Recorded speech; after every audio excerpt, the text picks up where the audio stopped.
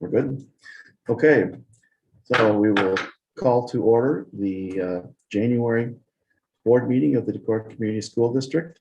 We're kind of piloting new technology here, so if we're a little unsure of what we're doing, please forgive us. Note by roll call that we have 4 directors sitting here in Chile, Iowa, and Director Petersburg joining us with a palm tree behind his head. So we're all accounted for. Cindy, can you read the mission statement? Sure. At Decorah Community School District, we embrace student learning and well-being as our fundamental purpose. We will, in partnership with our students, families, and community, make the world a better place. The mission of the Decorah Community School District is learning, thriving, creating our legacy.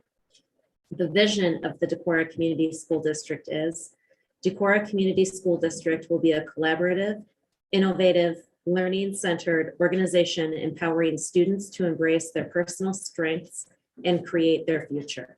Thank you. We have no old business tonight, so I would entertain a motion to approve the agenda. Also move. I'll second that. All in favor, please say aye. Aye. Aye. Opposed?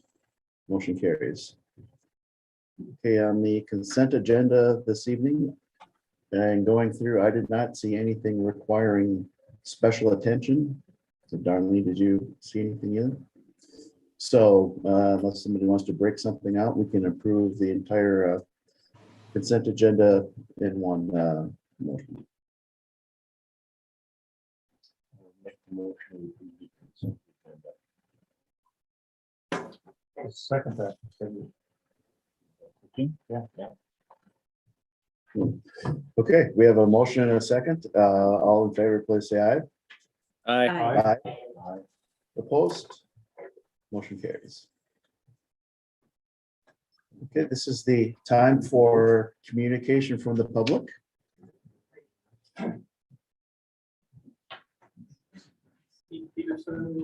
Okay, now how is this going to pick up him? Oh, what? Hey, can you hear me? Yeah. Okay. I don't know if I can get up. Yeah, I guess it's getting you. Okay, thank you. Okay. Steve Peterson, 3029 Middle Hesper Road. This is the camera. Yeah. That's the camera. That's the When you camera. keep moving and then hiding behind things, Steve. Oh, does it move? But it doesn't move, but it Okay. uses different Okay, lenses. so I'll stay put. There you go. Matt Campbell, Highland Drive. Cool. So I'll strike this. So the DEA, Matt's here because he did a lot of the research on this, but the DEA conducted a competitiveness study of how Decorah compares to neighboring school districts, as well as school districts of similar size in Iowa on some keyword related items. This presentation focuses on data regarding contracted time in Decorah compared to other school districts. You can see these data in the table that's attached behind that. The data we present shows that Decorah teachers work an average of about 4 additional days than teachers in other school districts in our area and in our size range. You might ask if Decorah teachers are simply paid better to compensate for this additional time. And at a future board meeting, we'll present the board with data comparing pay in Decorah with wages in other school districts. In the past, the school district has reported that Decorah is a desirable enough place to teach that teachers will tolerate less time away from working with a teacher. But teaching does involve sacrifice, and teaching is becoming more stressful. But as a result, teachers increasingly seek a place to work that will allow them to balance work and family. Decorah teachers have less time to strike that balance than teachers in other districts. Additionally, these extra days prevent a growing number of teachers who work second and third jobs from supplementing their income through employment outside of the profession. So we're here to tell you that Decorah's reliance on this kind of sacrifice, I think, is framed. And the teaching profession is in crisis in Iowa. Teachers are leaving the state, not entering the profession. Alternate licensure programs might fill some positions in the future, and I know there's a lot of talk about that at the state level. But they're likely to create a teaching pool that is more geographically mobile, and less committed to teaching in the long term than we're used to. And we're presenting these data to you because we believe that Decorah will have to rethink its strategy going forward. And we just want to warn you of Decorah's vulnerability in the future years. Okay. Mikey. You want to walk us through the spreadsheet? See, in the first page, it references 4 days, but I'm looking at the total contract days and Okay, so on the far left column, obviously, it's name of the school district. The next column to the right, student contact days, hours. Not every school had their daily hours listed. The conversion for parent-teacher conference days and how that works within the contract. I believe every school in the state handles 2 days of that. Teacher and service days, and then probably the biggest discrepancy being paid holidays, and then the total contract days and how that affects all of that combined. So with the total holidays and the additional student contact day that Decorah has, it turns out to be about 4 additional days. We also have additional teacher and service days as well. We're more than happy to talk to you about the data if you would like. Steve, I have a question. Sure. Yeah. Are you guys, can you hear me okay? Yep. yes. You sound like you're coming from there, but I see you over there. That's okay. Are you representing yourselves or you're representing your association right now as you're speaking? Right now, we're representing the association Okay. as a co-president. Yep. Okay. Sounds good. Thank you. We've done a study to think about the future. Do you know if any of these other districts have the 2 days in the contract, the first 2 weather-related days that don't get made up? Many of them do, right? So That's a question I have as well. I asked when we first made the switch from days to hours 3 or 4 years ago, how that would work. I never was given a specific example, an exact answer. With many districts having additional hours built in, I'm not sure how that correlates to Decorah as far as if they have 80 extra hours built in, how many days do they not make up at the end of the year? So I don't have an answer for that. Okay. So, 'cause to be honest, I don't know how those 2 days built in correlates with the 30 extra hours we have of instruction. Yeah, Maybe you can answer that. I don't know. well, so the student contact hours is off, and I know, I was looking at that over the weekend and I was double checking today. Some data from last year said that the student minutes, we have to go by the high school, the student minutes at the high school are the least, and I was using 385, and I guess it's actually 380. But it's crazy what 5 minutes does. But so our student contact hours, I believe we start the year at 1097. So I mean, and I don't, just trying to inform, and I'll Sure, send this yeah. over to you. I think we got that from. You probably got that, yeah, Mhm. because I was looking at some stuff and I just built it a different way, and I was like, wait a minute. Yeah, if you have extra days, or extra hours cushioned into your schedule, you can then forgive days, or you can do, a virtual, Which is what L&D does. virtual school day, because they're not counting that for student hours. Mhm. They're just counting that as a teacher contract day. And, I think we joked that it's not required for students, so, Ben's gonna start a web page that says, all the key students who don't have to participate on virtual PD day or virtual learning days. I am joking. But we wouldn't be able to do that here because our cushion is razor thin, so. Yes, right. And I know, not to put Mr. Hurst on the spot, but we kind of talked a little bit about how the high school, if they could just add a little bit of time to their day, would create some, not even a lot of time, 5 minutes, it ends up being, about, 12 days being home. yeah. Yeah, and we're just bringing some data to the table. Basically, that's what we're doing. And there may be solutions to that, but I do think that it's an issue that might influence people as we go forward. So, Sure, and then I would assume that this would be part of discussions and negotiations. Yeah, you're right. Although I think under state law, you don't have to negotiate with us about this, but, so. Well, Right. that's fair. Yeah. Okay. So we're just information for you, right? For the board. And maybe this is a student question, maybe you answered, I didn't understand it, but how do we work? Do we have 2 days built in? Or how does that work with? the Oh, hours? yeah, so we start the year at, like I said, 10:97 or whatever. 1080, 1097. So every day we don't make up a day, we're subtracting off 6.42. So, we've had our 2 days, so we've subtracted off basically 12.8. So when you do that, you get down to just a little bit, I mean, 10:82. yeah, 1080, we're about 1083 right now. Well, we were at, excuse me, you were right, we were at 1085, and then somebody decided to have a 2-hour late start because he thought people needed to be safe. I don't know what was going on there.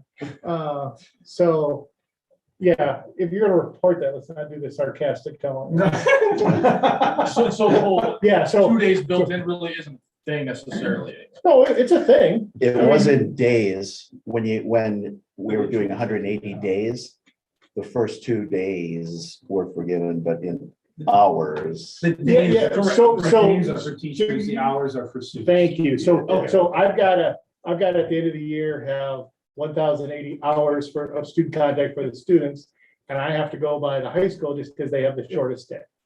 For the staff, then we start with the 193 teaching staff, 193 contract, we- Yeah. 191, excuse me. That's okay. We subtract the 3 holidays, then we subtract the 2 snow days.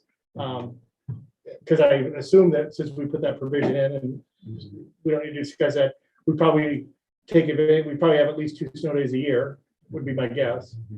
So then it's just working out the remaining 186 days and making sure we're comfortable with how those are with PD, but at a minimum, we gotta get the hours. Right. So. Thank you. Thank you.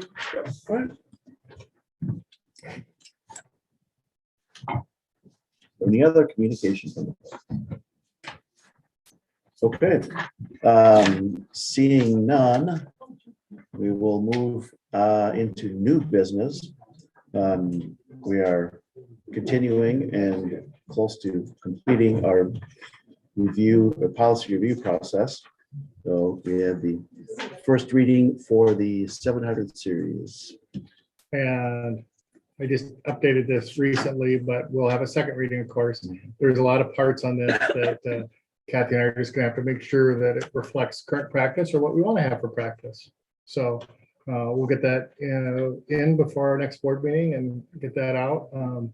It's, I don't want to say that the 700s are Less boring, interesting. less interesting, because then I might have, but there's some really important stuff in there with spending limits and things like that. So you might see it if you go into a recent version, you're going to see that that stuff is all highlighted. So that's the 700s. So for a first reading, we would have a motion and a second and a vote. I motion we approve the first reading of the board policy 700 series. Is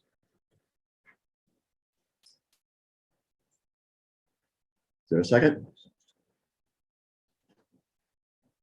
Oh, Brian, you're muted, I believe. Yeah, you're muted now. I will second that. There we go. Okay, motion is second. Is there any further discussion about the 700 series? Okay, all in favor, please say aye. Aye. Opposed? Motion carries. And logically, the next item is the 800 series. So 800 is a little bit more with building facilities and capital assets, and then disposal of property, which kind of stuck out with our recent disposal of property.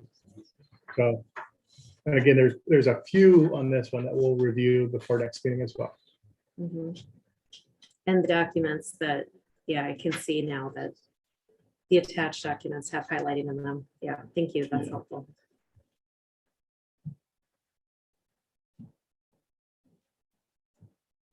Any questions or Anyone care to make a motion? I so move to approve the first reading of the 800 series, buildings and sites.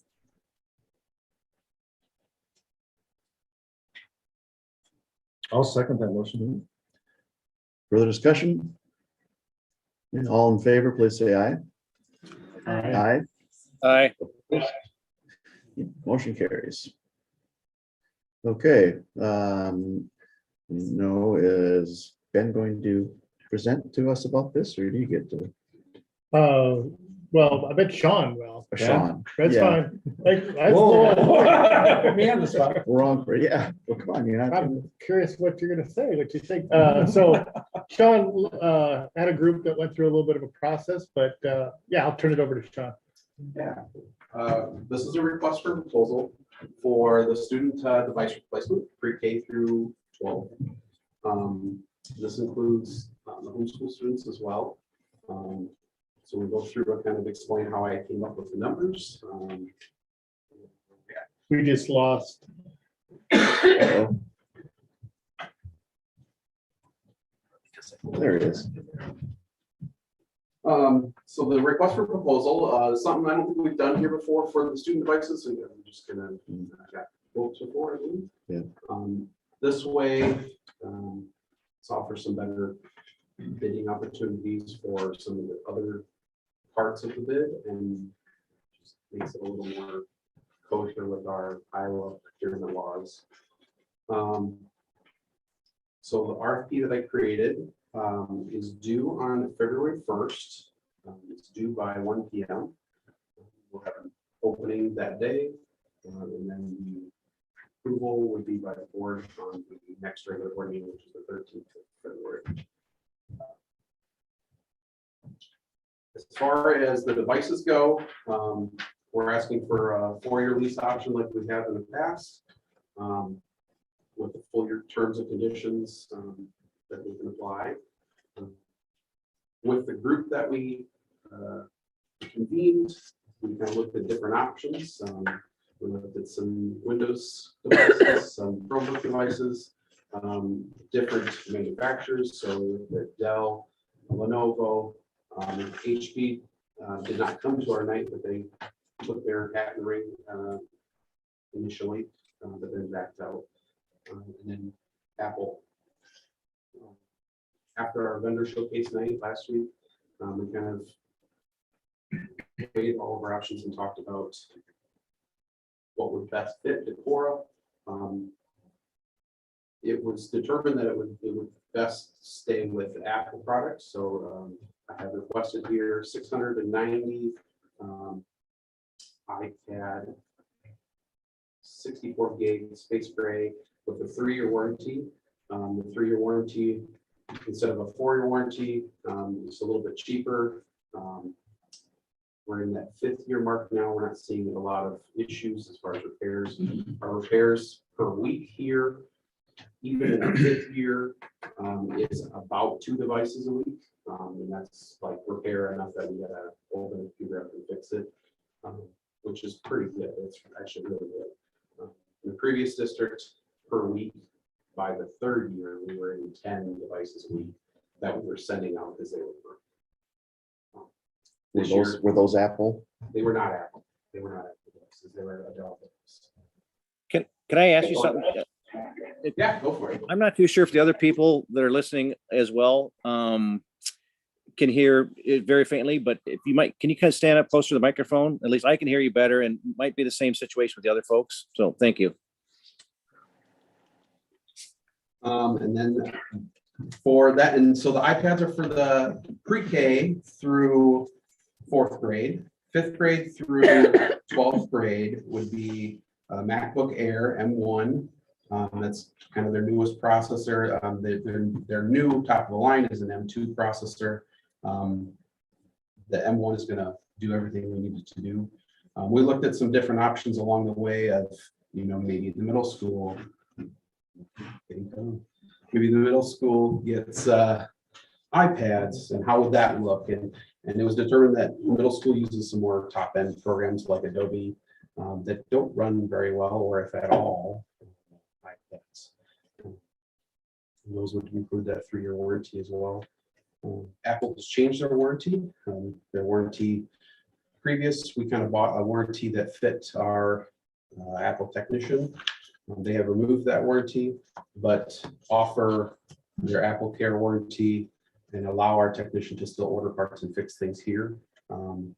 That Apple Care warranty that they offer now offers what they call unlimited breakage, but it's actually 6 to 8 breakages per computer for the 3-year duration, which is, I think, a good number. I mean, there's not going to be many that reach that. Would hope that we number. aren't that careful. I don't know of anybody that has here that I have come up with. I've been digging.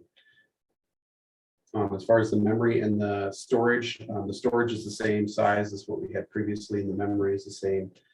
It's just kind of a newer form factor. The biggest thing we're running into now with the devices after 5 years is batteries. And the point where the batteries don't stay charged very well, so kids are charging a lot during the day. And then the next number, the next item on the list was for a program called Moisel Manager. Moisel is a mobile device manager. It's the program we use to update the computers, kind of push the device settings. So, printers, it keeps track of software that's loaded on computers. We can remotely uninstall or reinstall things. When it comes to like our state testing, we have to use that. We currently are using Jamf. Jamf is pretty pricey. This is a cheaper option. Apple also offers this with a 1-year free if you buy their product from them. So that savings alone is probably going to be right around $27,000 just in that 1-year free savings for them as a manager. The last one we had, Jamf, per year was about $32,000. So it's a little bit of a savings too. We asked them in the process, we asked for pricing good till June 30th. So if all of a sudden we're like, hey, we need 50 more, we don't have to pay a higher rate. We pay the rate. Got it. Tax exemption, and then cases, physical carrying cases. They're very similar to the ones we currently have. They work really well. Something we learned that none of the technicians knew, and I didn't know, was they did have a lifetime warranty on them. So we could have replaced them then. Then we had some different problems, but the new ones have the same lifetime warranty. And then the Logitech 3-in-1 touch case is kind of the case for the iPads to help them stay protected if the kids drop them. You might wonder about the numbers, where I came up with those kind of random numbers. So I looked at the last couple of years and I looked forward 4 years and tried to predict the future, which is awesome. And those are the numbers I kind of came up with on the highest year that we had. And we gave the highest number about a 10% or a 5% boost. And it's actually a little under the 5% boost, which per device. So for the iPads, it's 30 iPads extra. So it'd be 15 for Lee, who takes care of John Klein, and then 15 for Carrie Lee to have extra on hand for breakage or kids coming into the district to have. We have a couple carts at the middle school that are utilized for different projects. And the art room utilizes them heavily for some graphics design exploratory. So there was 2 carts of 25 there, so there's 50 extra iPads that wouldn't be in the normal rotation. And then for the MacBooks, it's 52 extra devices. So that would be split between Lee and Teresa as well. And then we have right around 60 paras throughout the district that utilize those devices. And if we ever get to the point where we need them, they would be student matching devices, so we can use it for students. Anybody have any questions? The last time that we replaced 2 devices, I remember there was one of the things in the requirements for a port software or some way to transport the information from one computer over to another, because it was I don't know if it was software that needed to be carried over, or if it was student emails, or what the case may be. But I remember Kurt saying that that was a real time saver for them. Are you aware of that at all? Yeah, it's a managed service is what they call it now. Basically, it's a service where they'll go and they'll load the MDM profile from Moisel for you. Now it's what they call a turnkey solution, so I can push it. So the minute we buy these and they become live on the production line, I'll get a list of all the serial numbers. I can then go in Moisel Manager and I can say, I want these iPads to have this profile, to have these settings, and just push it out. So the first time we connect, we'll just drop all those settings right in the device. It kind of gets rid of that deployment need. The way they sell it now is, hey, we'll unbox it, we'll put the asset tag on there for you, and we'll make sure it turns on. I personally don't think we need that, especially if we can get summer helpers to help during the summer. We have some kids that help usually every summer. Last summer we had one. I've already had 4 that are interested this summer, and the staff that help out as well. We can do a lot of that here. The guest value that I had on that was about $25,000, which is a full-time summer employee. Was that program called Casper? Yeah, That that sounds right. Yep, that was Casper? Casper. Yep, they got bought out by Jamf. Yeah, Okay. yep, that was the one that was 32,000 that we have been trialing and looking at it with the teacher devices currently, and it seems to work a lot better for us as far as management. There's a lot less, I would say coding, but it's a lot less cumbersome on the tech side to get things pushed out faster.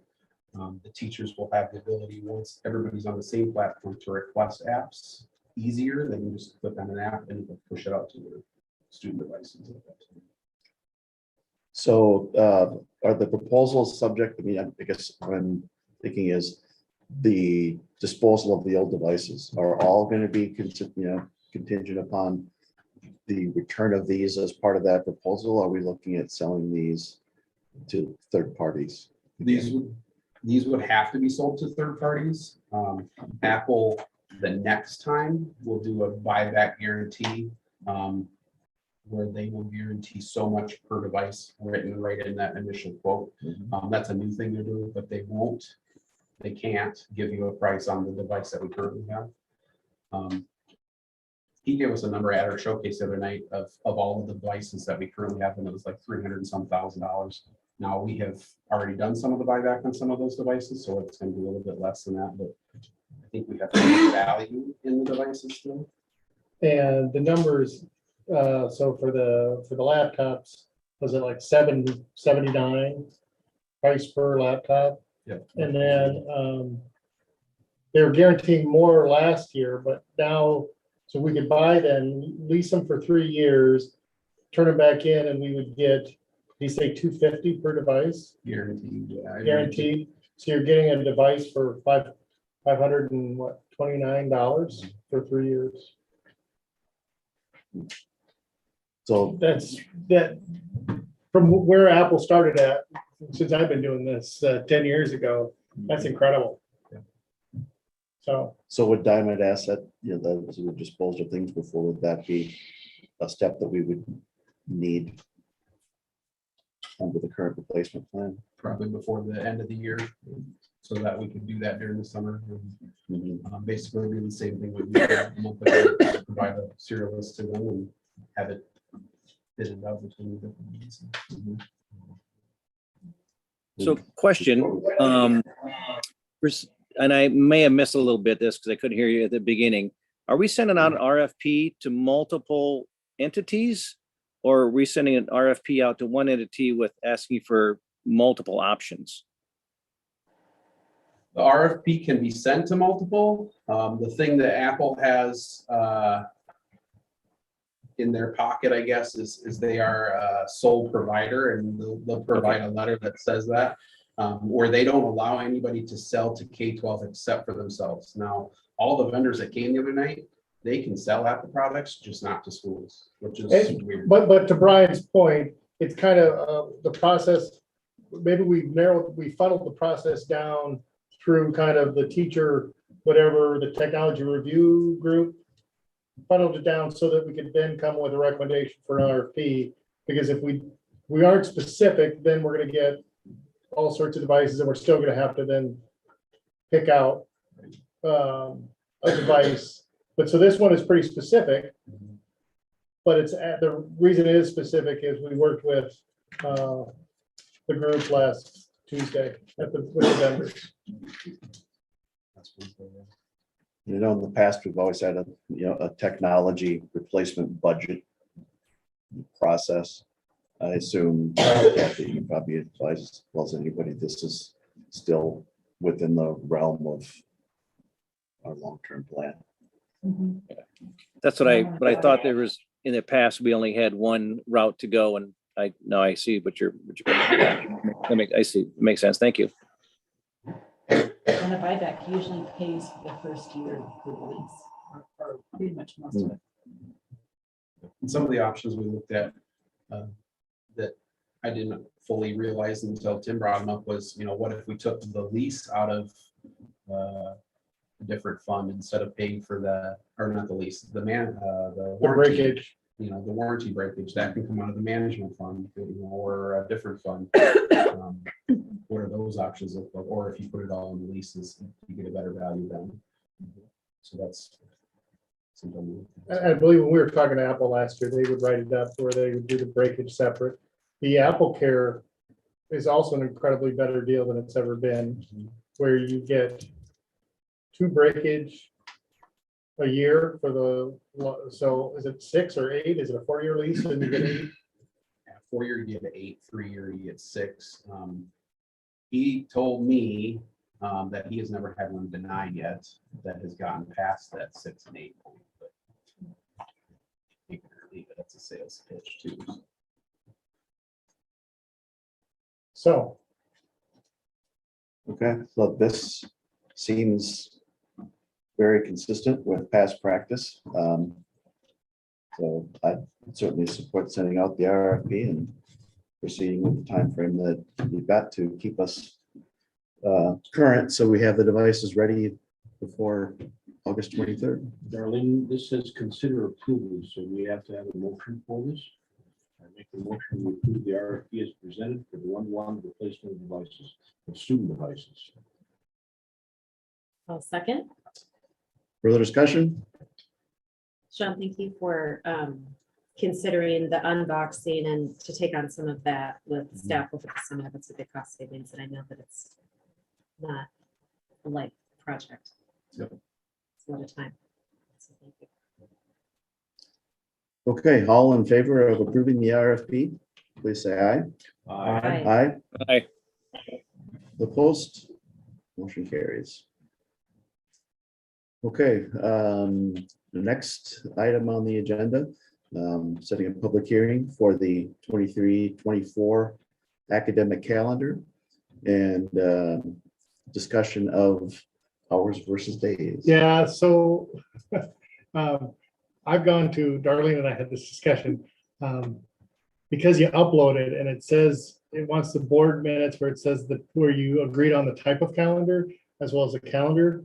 I've gone to doing 2 public hearings. So I know, I can't tell you what percentage of school districts and I would do it that way. I know some of us do, but so this is actually setting a public hearing where we discuss hours versus days.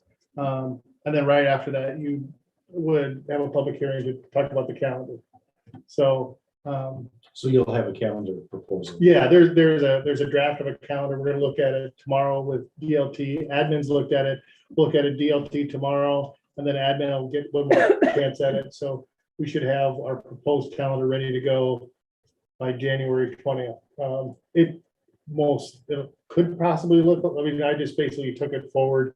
I think looking at some of the days and how many days do we want to go right after Christmas and what do we want to do right when we come back and put some PD stuff.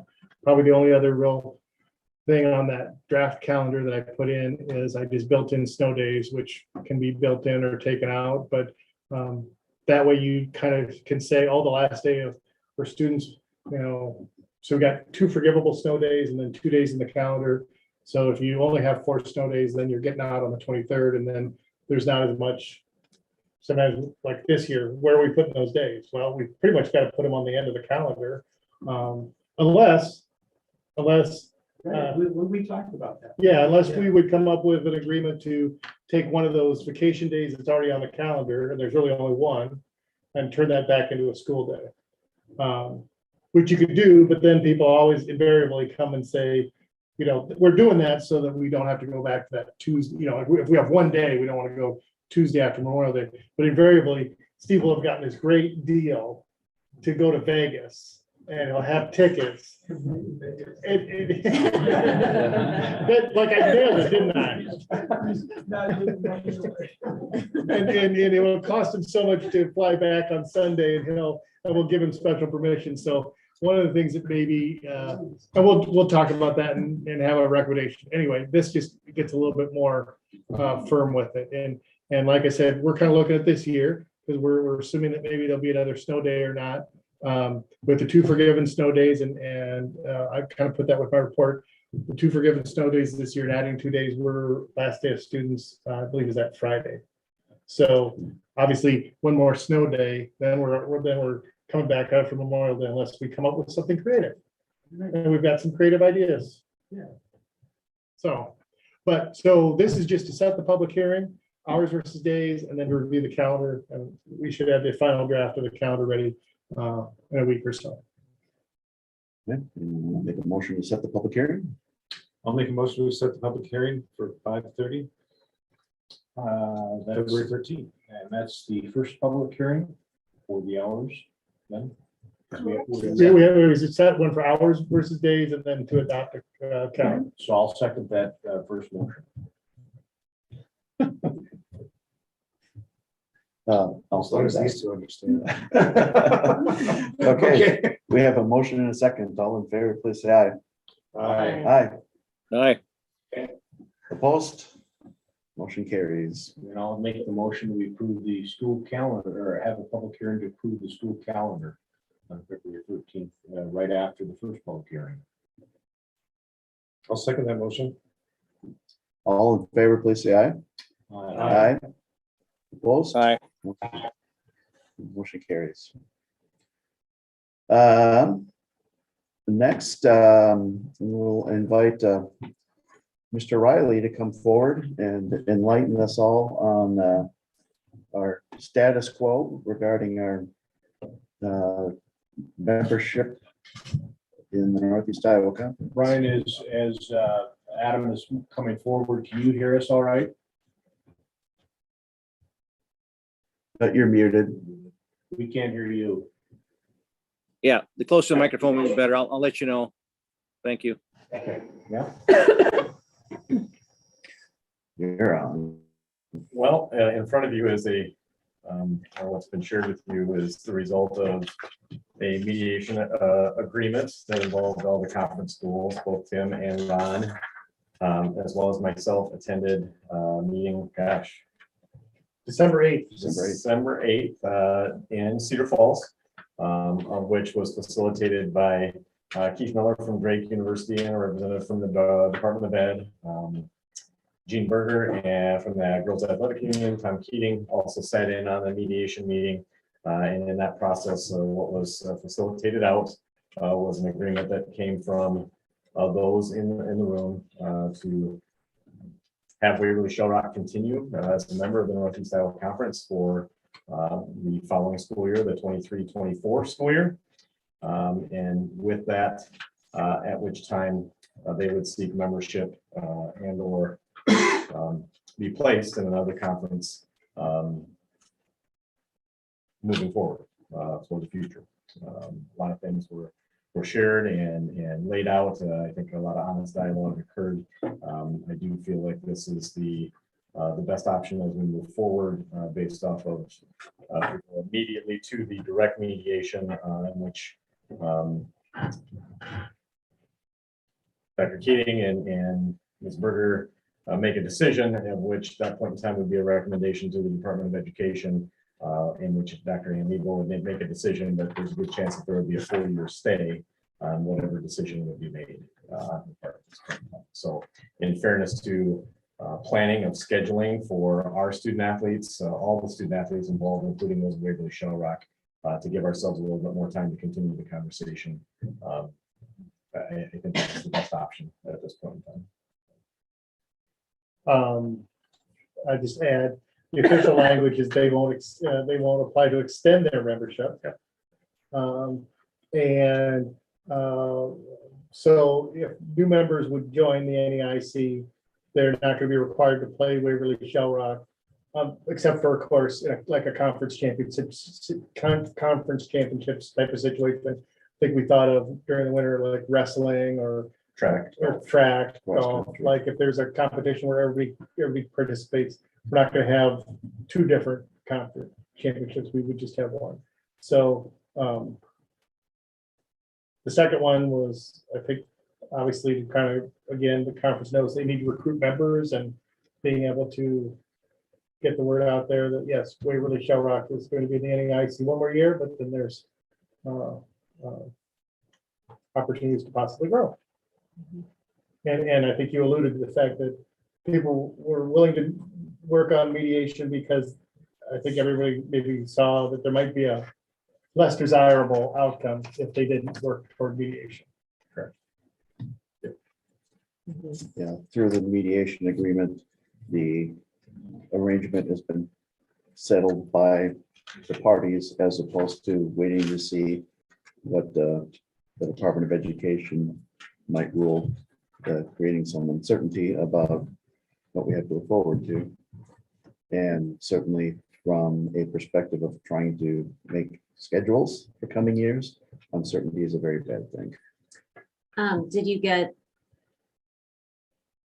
Did the other districts in attendance at the meeting, have you talked to any sense, seem to share the same attitudes or perceptions that you might hear in Decorah? Is everyone okay with this agreement and Yeah, staying put for now?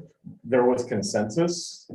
I'll be honest, amongst the 5 schools, as far as where this got to, as far as consensus within those 5 schools. It's interesting in the mediation process, once the consensus was built amongst the 5 schools at that point in time, due to the mediation involving Waverly was not in the room, but they have since agreed to what we've worked through the language through that process. So I think everybody's got a sincere agreement of the expansion for 1 more year allows us to be able to lay out schedules, have officials, and still put kids in a position where they can appropriately still compete at this point in time and participate. I'm really glad that all 3 of you were able to attend in person that day. It should maybe be noted that Ron was the only board member who stayed the whole day. So he gets a little star by his name. Well, I think the other had a very good reason. Yeah, for having for the- sure. For sure. And so that brings us down to 5 schools after next season in the Northeast Iowa Conference, correct? The summer of 20, like August 1st of 2024, we would be at 5 schools. And the goal is to recruit potential other school districts and so on like that. Have those conversations been started at all, or? Yes. I can say that I feel strongly, and through a lot of the different conversations that have happened, that they haven't all maybe a little more informal than formal. I know of one that is very interested in joining the conference, and their Board of Education and the elements and the groundwork for the community is very much there. However, the caveat is if Waverly is there, they are not interested. And that's, so I don't know which district you speak of, I can possibly guess. I had a different separate informal conversation and just happened to mention, oh, by the way, we had mediation and this, the idea that you could join and not have to play Waverly Shell Rock, when I shared that, that was received positively, and that kind of might make it a little easier to have a conversation back in the district to say, hey, the NEIC is an option. And then when people say, well, we don't want to join if Waverly's there, they could say, well, you wouldn't have to compete against, you could be in the NEIC and not compete against Waverly. So, As a practical matter, given that we're sitting here in January, it's probably not realistic to think anybody could join for the coming academic year anyway. We're behind the 8 ball when it comes time for that. But this next, in 23, 24, we would still be a 6-member conference. Correct. Mhm. And that is the premise that we're operating under, knowing, and that we would expect each of the discussions that are occurring at the board tables of the other 5 schools. Because that's everybody's in agreement. So the goal would be to have the expansion occur in 24, 25. That would be the goal. Yes. Yeah, I don't think we would ever actually be a 5-team conference. Well, if nobody joins, Since I don't think that's. I would hope that'd be the case also, but I can't force their hand. Recruiting is a priority. Yeah, absolutely. Thanks for all the work you do. So the agreement requires approval by a majority -1, which is, well, of course, Waverly approves it on one side of the table, and the rest of the 5 of us would require 4 to approve. I don't should foresee that, but would certainly encourage us to indicate our approval to the proposed agreement. Did you just make a motion? Sure. Okay, I'll second Ron's motion. There is one additional piece of information that I probably ought to just mention here, but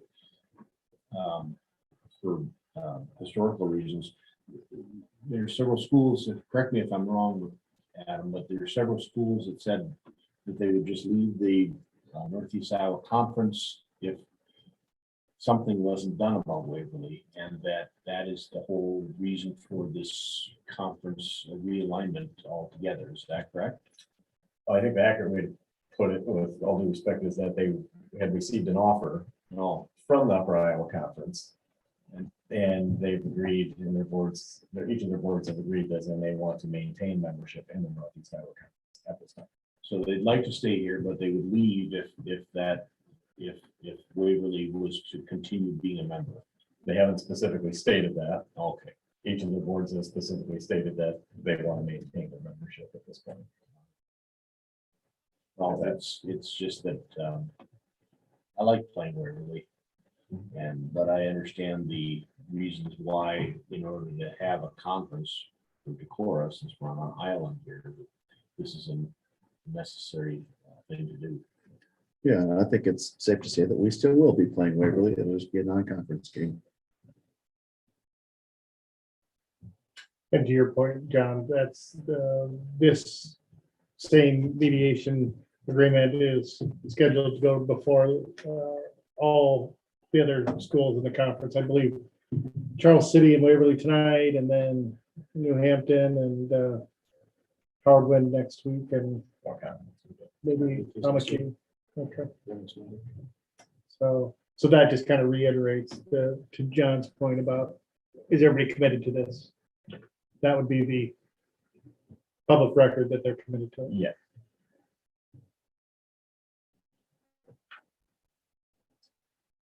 Good.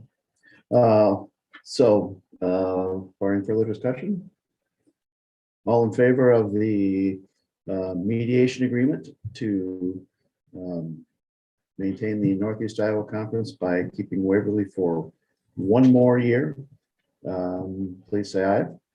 Aye. Opposed? Motion carries. Okay. Next, we have agenda to talk about our elementary school project, which has been in the works for many a year and will hope that at some point we can accomplish the goal that we've been seeking. Yes, so, among other things, you know, Ron and I talked, as a board, we haven't publicly discussed it.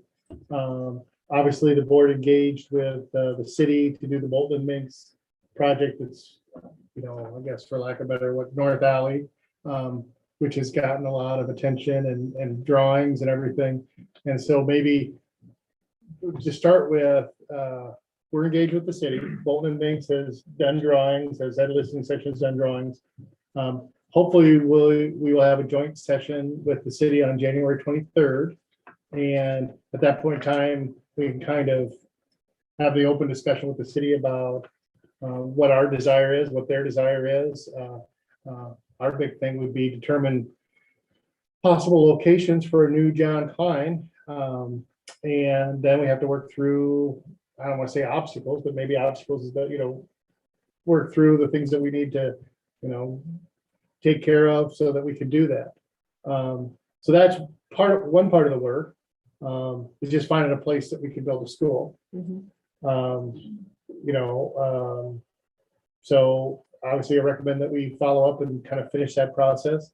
The next thing that this board needs to work on is just engaging with our own architect. I talked to Envision, wanted to have a meeting, and so they came in and they're an architect firm, and I just kind of talked through with them what their process is like. You know, in general, we'd want to, you know, just kind of broad, we'd want to vet firms, maybe get it down to 3, have an interview team. Probably have a situation where we invite 3 different firms into the district for an hour and do an interview. Probably not something that the whole board would be involved in, probably would just be a couple members of the board. Some members of the administration, obviously we'd want to represent the elementary administration, get some parents involved, staff involved. Not to design the building, of course, but just kind of work with the different architect firms and listen to their pitch. What an architect firm is going to come in and do, you know, they can do as much as evaluate your current buildings. You know, we're kind of pinpointed on the one building, but they can evaluate your current buildings. They can look at different sites. You know, I know that that's been done in the past. They can work on just, they can do the listening sessions, you know, where you talk about what would you want an elementary site to have. And that's the part that's going to maybe seem redundant for folks because they've seen the drawings and the paper from Bolton Minks, and then it feels like it's already done. It's already planned. We've already gotten rid of tennis, so we're just going to be a pickleball community. And Right, or Tim, can you articulate how the Bolton and Mink study is different than what an architect hired by the school district would do? Can you, and we haven't talked much about that as a board, can you articulate what the purpose of that study was that the city hired and the purpose of all of that? yeah, well, before I was here, we engaged with the city, and among other things, it's my understanding, and correct me if I'm wrong, we engaged with Bolton and Meigs to just kind of make sure that the city, if there was a, you know, in my opinion, I think we should try to build farther west, which would mean we'd be building on land that's currently owned by the city. And so if we do that, what does that whole area look like? And so Bolton makes some of which is kind of like a mediator between the city, and not in a bad way, between the city and the school district, but also then they can have a vision for what it could look like. You know, Land use. of right? land use, yeah. So, you know, I've never really paid any attention, but now that I live here and spend some more time on Claiborne, it is interesting. I'll just say, I always take it for granted that we have 2 streets that serve the same purpose right in front of the fire department. And I always go the first one and everybody always goes the second one. But that's, you know, that to me is Decorah. But that doesn't mean that I can't be talked into a different, you know, land use. So, but we as a school district wouldn't have the power to say, hey, we want to shut a street down and build a school on it. So obviously you would need to have, that's a pretty major step, and you need to have lots of people involved in it. So the Bolton makes is just kind of look at land use in general. we're just kind of interested in the little part that it would involve us in our school, mostly. Not that we don't want to be a good community member and worry about the whole thing, but again, you know, if we did something out here and we said, hey, it'd be awesome if Winnebago came to a dead end, we probably should have permission from the city before we started tearing up the street. So, but of course, we're not going to do that, but I just, as an example. So the Bolton and Minks work, I think, was to maybe throw out ideas and to look at what it could be. I mean, it's reminded me a lot of Central City when we were doing our wrestling room that ended up being a track and a transportation building. At the first meeting, a guy showed up who I only saw once, but he was a dad and his son was a football player. Very nice guy. And he said, we need a swimming pool and an AstroTurf football field. And you know, we're about the size of South Wind, or Central City's not the size. So we weren't going to get a swimming pool. And we weren't going to spend $1 million turfing a field. But since that idea was shared during the brainstorming session, then it became a talking. But I just spent a couple of years telling people, no, we're not turfing our football field. We're going to take that $1 million and we're going to put it into something else. So there are always, you know, ideas that come out. And so there's ideas that have come out with Bolton Minks, but they're not necessarily our architect. Our architect will work with us with our listening sessions, you know, to kind of craft what we need. Thank you. Yeah. And Bolton Mink didn't do blueprints for an elementary. They just did a footprint Yeah, what they did is where the elementary could be. they sketched out the current John Clyde, Right. you know, made what they call a placeholder and then plopped it down. And would you recommend building John Clyde the exact same way that it's built currently? Either by two elementary I staff? don't think either of us would. Okay. No. No, it was, in the initial process was a very large aerial, like the size of this table practically, with little boxes of candy that we moved around. Okay, this box of nerds represents about the size of tennis courts. So let's put that over there. And then this, you know, so it was a lot of very informal brainstorming, offering ideas, and they ran with it. And came back with a report. You know, they did drawings and it's not wrong that they did drawings, but I think that people see the drawings and think, oh, it's all been decided.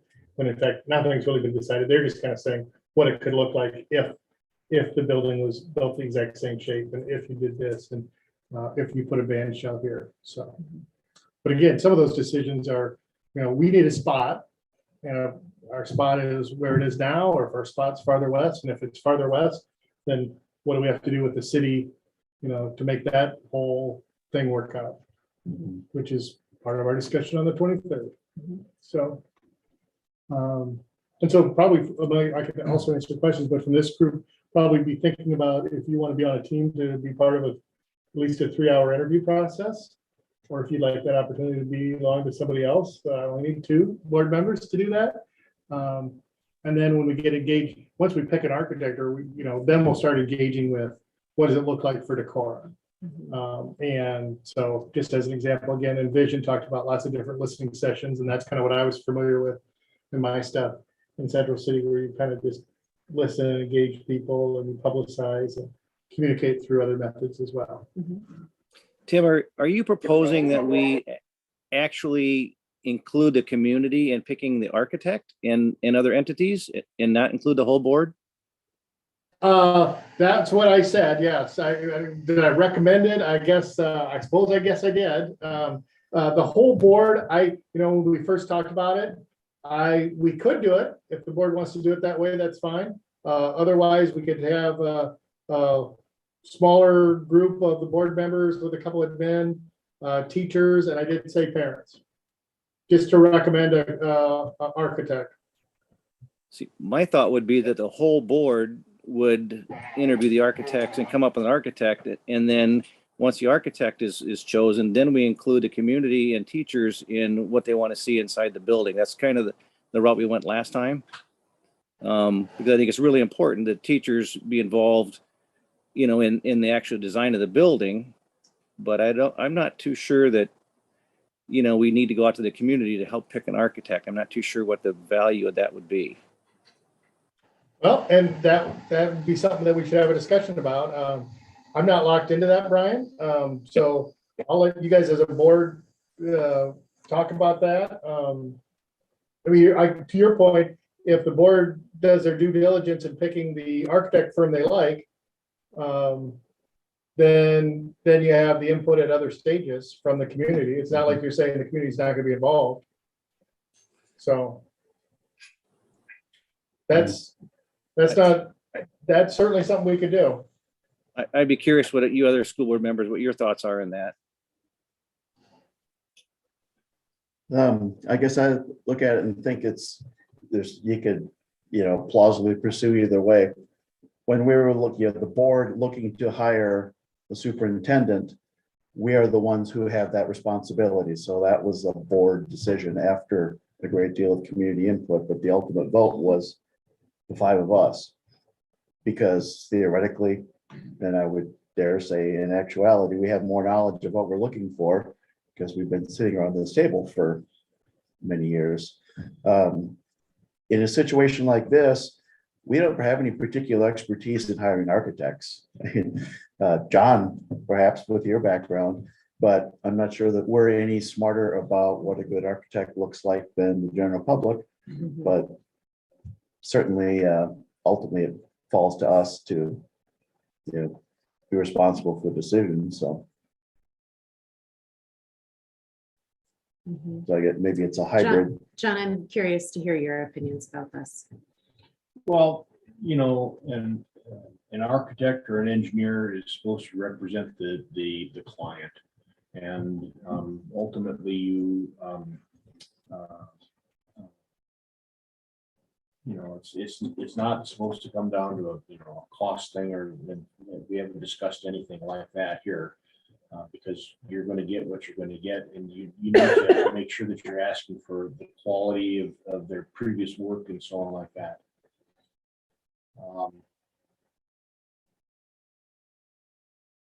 I think I would think that the decision of which architectural firm you're working with is easier if you have a smaller group that's working with it, such as the board. But I agree with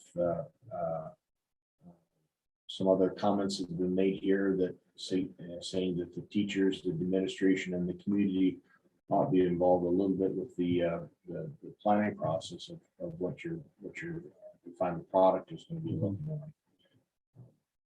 like. I would think that you could make that the decision of which architectural firm you're going to work with the board, and you're going to get a professionally run organization, no matter which firm you go with. How many are out there to do schools? I mean, this is a bit of a niche. There's a lot. Yeah, there'll be more than you'll think, and that, so it'll just be a matter of winnowing it down. I mean, yeah, there might be at least a dozen that I can just name on. Yeah, you walk up and down the exhibit hall at IASB convention, and there's a lot of people trying to give you M&Ms. And talk to you. Yes. No shortage. So yeah, I think our immediate next step is this work session with the city council. That can be productive to work with them and start to formulate an idea of what's in the best interest of the community and the school and the students and everyone involved. I would think that certainly nothing that's drawn on any of those exhibits from Bolton and Mink yet is to be considered set in stone. I suspect that the finished product, if indeed we get one, will look a great deal different. Well, sure, and I mean, Bolton and Mink stuff, I mean, they're nice drawings, but this board had one session with them. So obviously, yeah, we'll want to have more. And at that time, we couldn't say exactly where we're what our options are for space or site. And the school district was not managing that project. No, We participated yeah, a small amount, but we were not managing that project. So I'm really excited about the opportunity to move forward with conversations and, put out an RFP for architects to get, that perspective as well, which I know is going to be much different at a different level of detail than the land study that was recently completed. Mhm. Yeah, I think it's worth noting that I think the city and ourselves, that that was really that the morning that was presented to the community was the first time that we saw the drawings as well. So I think I was a little surprised that they're closing Claiborne. Others might have been, and we didn't know what they're going to bring to the table, and we saw it that morning. And that being the case, we all know that as Ron said, that surely is nowhere near a finished product. And we all will probably agree, I assume the city ourselves, all agree that there's a lot of work to be done, but it's a start. So Tim, our objective to meet with the city on the 23rd, unless it gets changed to a different date, that would be your agenda item A here, right? yeah, talk about what the site, like, where can we build, are they, I don't think it's a secret, we'd like to build farther west. Within that footprint. Yeah, within that footprint, yeah. Not like we're trying to go to Presto or anything. No, just, yeah, so we'd like to slide further west, that there's some advantages for that. And so then when the city says, okay, well, we own that land, so if you build farther west, then this is what we need. And I think you guys have had those discussions in the past a little bit, but that kind of sounds like, to me, do we have to then have a discussion about the community softball field and the other thing we need to help get decisions going on is, I guess the other thing that we haven't talked about is, we either need to do something with our tennis courts and our John Klein, which could be build new ones, right? Or we need to refurbish the ones we have. Because the tennis courts, for example, did Adam, when in a perfect world, if you knew the tennis courts were there, are we 10 years behind getting those resurfaced, or 5 years? No, they're Or only 10 years. 5 years, okay. They were constructed in 2011. Okay. So there's a little bit of that where we need to have, once we know the space and we say, even if we don't start construction or, get a bond passed, then we at least say, okay, since we know we're going here, then we can do this with the tennis courts. Another thing that I think is important for us to acknowledge is that while this is not a new conversation, this is the beginning of this conversation with this superintendent and this board.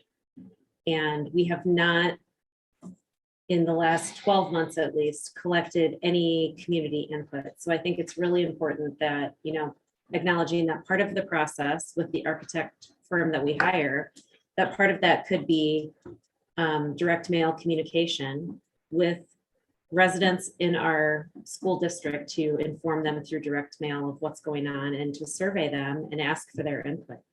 A new school is a huge, significant community investment. And Tim, while I appreciate you putting together a timeline, just because this is presented tonight does not mean that this is the timeline that it's going to take to achieve our goal. This is just the start to the conversation. And there's a lot of information that we need to collect. We need to hear from our community to identify what the need is, because this is a project that will not only impact our families that are currently have school age kids like my family, but it connects all of our community stakeholders and taxpayers. So I think that there's a lot to consider, and I'm really excited to dig in and start collecting that information.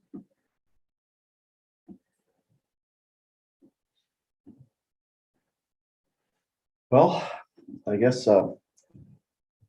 we can continue this discussion going forward, obviously. Been going on for a long time. We'll be continuing again, beginning again on the 23rd. I guess the one thing that I would advocate for is that in all the time that we've been, looking into the future of that building, the one consistent conclusion has been the location. What it looks like, whether it's on the west end or the east end, whatever, has, I think, kind of been a consensus, and I think it should be. And going forward from here, I think the reality is those plans that were on the wall at City Hall mean nothing to what's really going to be there. And any best laid plans that we can have as far as a timeline or next steps are, as they've always said, great until you actually the rubber hits the road and then all's out the window.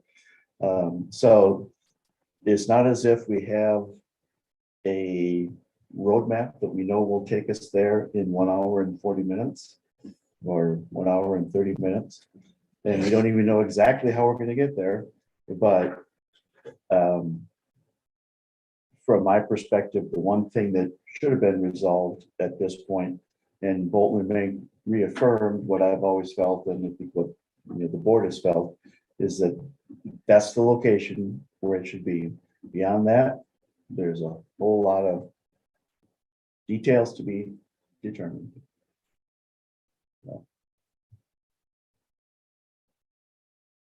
And thank the city for proposing the work session. So look forward to that. Okay. Superintendent's report. Why? Felt like I was done.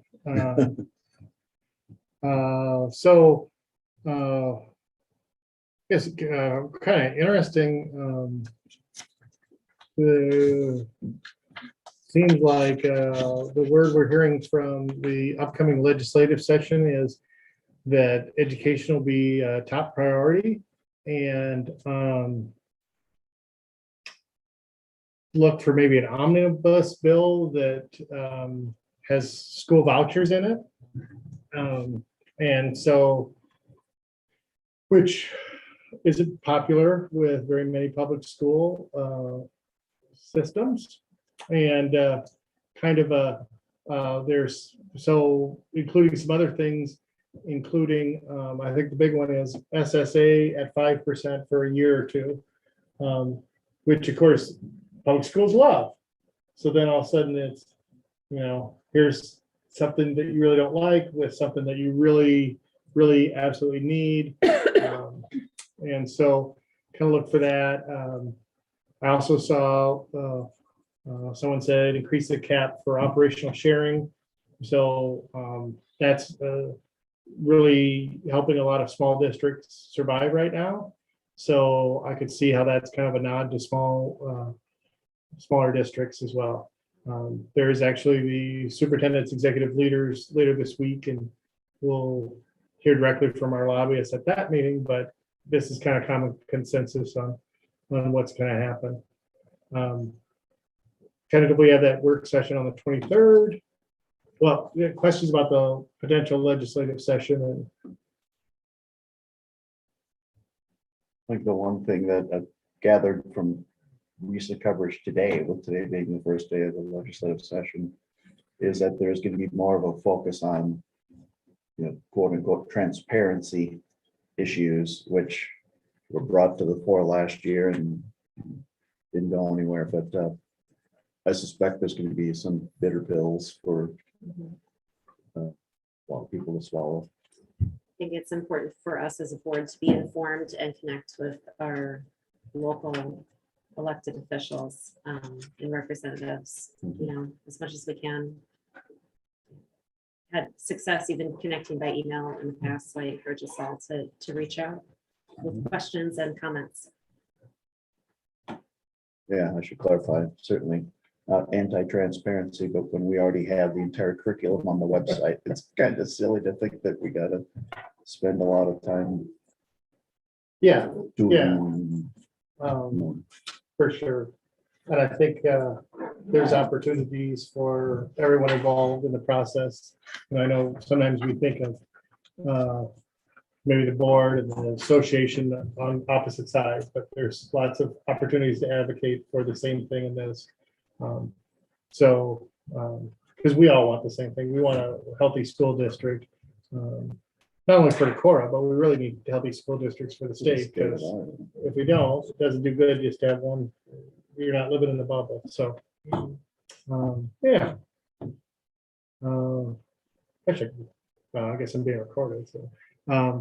Joint work session for hopefully the Monday, the 23rd. There's an open enrollment that's kind of letting you know about the public hearing for the calendars, mediations. Then I just had some links to some stuff. But yeah, recalculating our student contact hours, we just need to have a longer day. And as I kind of alluded to earlier, we'll work on resolving that for next year, because Brad's already had that discussion at the high school, and it kind of makes sense. That we'll have a little bit longer day. So I think those are the highlights of my report. Like I think some of the stuff we talked about before. Mhm. Okay, well, let's end on a high note with the financial report from Kathy. Okay, the cash flow, the receipts are down a little bit from compared to last year. But so our expenditures, not as much as the revenue, but so we're very comparable to last year. If you look at the cash balances, there's 7 of them that are up, 1 went down, 1 stayed the same. General fund was the one that went down a little bit. Again, more expenditures over the income, so that's expected, but it's still a very good balance. And the last report is that new report, the revenue and expenditures. As you can see, it is showing comparison. I've highlighted 2 numbers in there because they were kind of an anomaly. First is some of the save for the revenues with the holiday. Save penny did not get in December, so we got in December. So in November we have 2 in December. And then the other one was the sale of the North Winnership deposit. So I got paid into the capital account.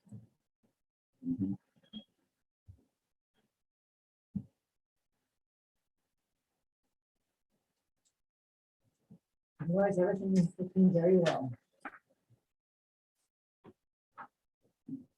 And we're totally, completely free and clear of North Wind. Yes. Yes. We still have a few bills that we're paying because we had to put in LP before it ran out. We canceled the fiber.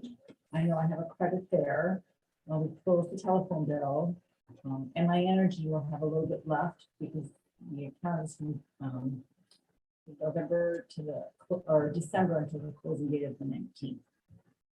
So we're almost. Almost, yes. But we have the funds for the sale. Sure.